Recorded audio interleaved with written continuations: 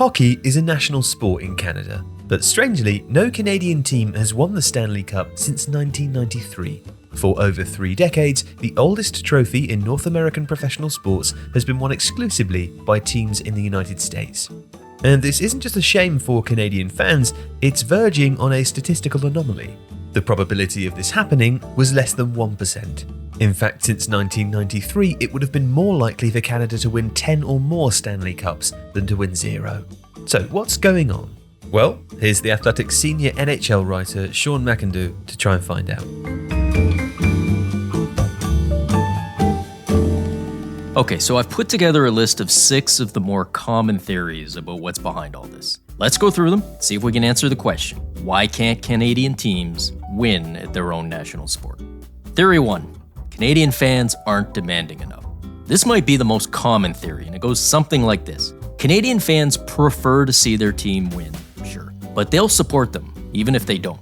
Let's use the Toronto Maple Leafs as an example. The Leafs have a league record Stanley Cup drought of 58 years and counting. They haven't even been to a final in all those years, but their building is full every night, and they consistently draw monster ratings on television.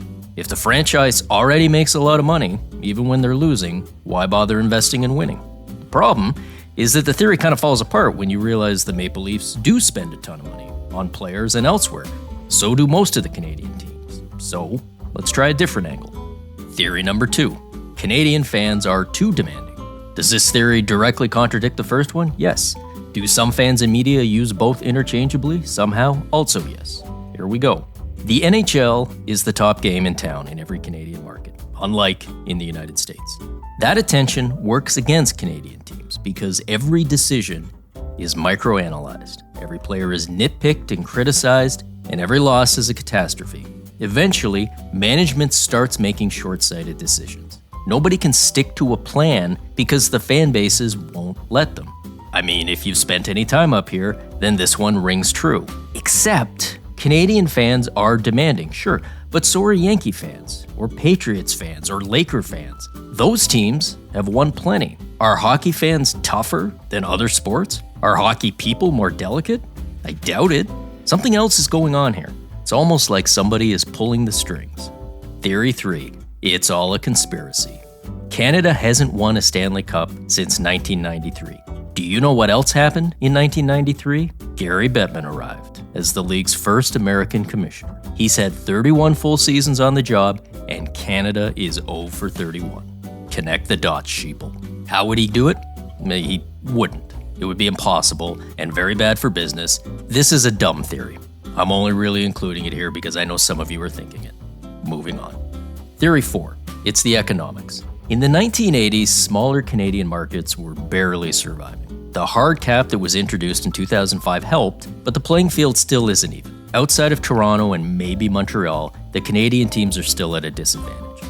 But it's not like the American teams that win cups are always from the richest markets. Colorado was brand new when they won. Tampa and Los Angeles aren't exactly traditional hockey markets, and the Devils were literally on the verge of relocating when they won their first of 3 cups. Meanwhile, the big money Rangers have one title in 82 years. So it can't be all economics, but maybe we're getting closer. Theory 5. The best players just don't want to play here. Here's a hard truth for Canadian fans. Many star players just prefer to play in the US. Yes, even some of the Canadian stars. Playing in Canada means constant attention, much of it negative, not to mention lousy weather during most of hockey season, and yes, significantly higher taxes than in places like Florida or Texas or Nevada. Those disadvantages add up.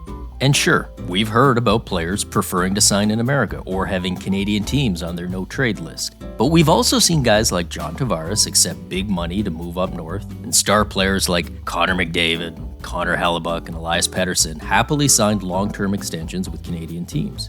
More importantly, NHL players just don't have that much control over where they play. They're bound to the teams that draft them for most of their primes, with unrestricted free agency and no trade protection only becoming available later in their careers. So even if there's some occasional truth to this one, with guys like Chris Pronger and Matthew Tkachuk, it can't be the whole story. Here's the problem with all these theories. Canada's NHL teams actually haven't been all that bad. They just don't win cups. This chart is based on how good Canada's teams were during the regular season. If this was all the fault of economics or stars not wanting to play here or the fans, shouldn't that hurt teams during the season too? Shouldn't every year look like 1998 or 2014? Why is this only a problem in the playoffs? Which brings us to Theory 6. Maybe this is all just bad luck. More than any other theory, this one squares with all of Canada's near misses. 7 Canadian teams have gone to the final during this drought. 5 of those went to a winner-take-all Game 7. In total, Canadian teams have played 7 games where one win would have meant a Stanley Cup, and they lost all of them. We calculated the odds of this sort of drought happening just purely based on chance at roughly 1 in 142. Those odds are very, very low, but they're not zero. It's not impossible that all of this is at least partly bad luck. Here's one last chart. I'll save you the math. This adds up to almost 5 cups the Canadian team should have won. Again, based on their regular season performance. It's a big drop all the way to 0. Could luck explain all of that? Yeah, actually, it could. But it's certainly unlikely, and there's no way to know for sure. So is there a conclusive answer? Not really. But these are at least the theories as to why a Canadian team hasn't won a Stanley Cup since 1993. If you like this video, please consider subscribing to the channel. The Athletic is home to the best team of sports writers, reporters, and analysts in the world, offering exclusive stories and unrivaled insight. You can try The Athletic for free for 30 days by clicking the link in the description.